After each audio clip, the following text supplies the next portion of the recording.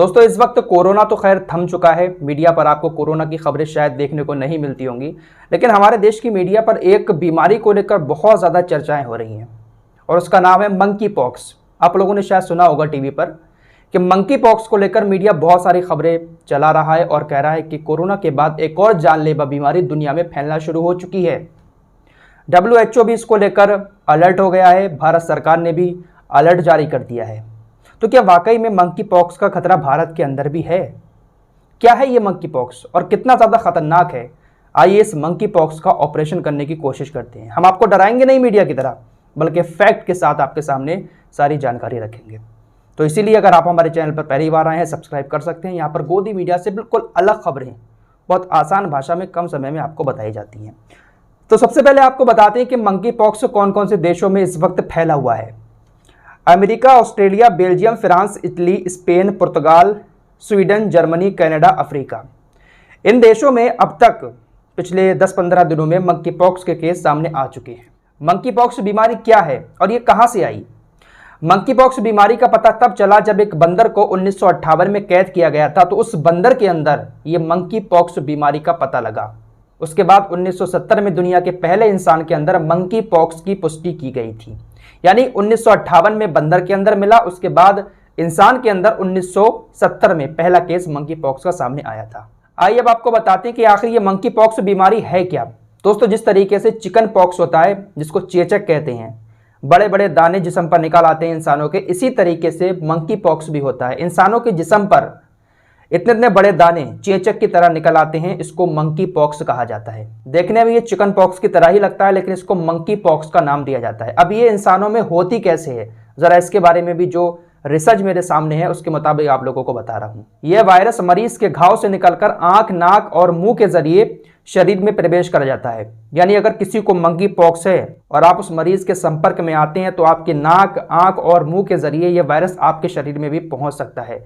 साथ ही साथ बंदर, चूहे, गिलहरी जैसे जानवरों के काटने से या उनके खून और बॉडी फ्लूइड्स को छूने से भी मंकी पॉक्स फैल सकता है।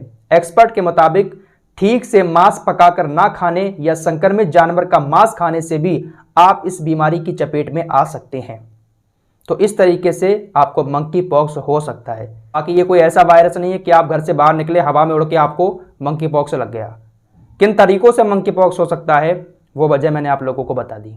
WHO की तरफ से भी इस पर लगातार नजर बनाई जा रही है और WHO ने अपनी वेबसाइट पर मंकी पॉक्स से जुड़ी जानकारियां भी शेयर की हैं। अगर आप चाहें तो WHO की वेबसाइट पर जाकर पढ़ सकते हैं। साथ ही साथ भारत सरकार ने भी NCDC और ICMR को भी आदेश जारी कर दिए कि वो इस मंकी पॉक्स पर कड़ी नजर रखें। अलर्ट जारी कर दिया है भारत सरकार ने भी। लेकिन भारत में अभी चिंता की कोई बात नहीं है। भारत के अंदर अभी एक भी केस मंकी पॉक्स का सामने नहीं आया है। लेकिन जिस तरीके से खबरें हमारा देश का मीडिया दिखा रहा है, उसको देखकर ये लग रहा है कि मानो बहुत ही ज़्यादा विकराल रूप ले लिया है इस मंकी पॉक्स ने, और ऐसा लग रहा है जैसे हमारे देश में भी बीमारी घुस चुकी है।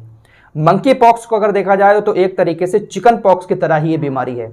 हाथों पर, जिस्म पर छोटे छोटे दाने निकल आते हैं, जैसे चिकन पॉक्स होता है ना, खसरा, चेचक, उसी तरीके के ये मंकी पॉक्स में दाने निकलते हैं। अगर आपको मंकी पॉक्स हो गया है तो इसके लक्षण क्या क्या हैं?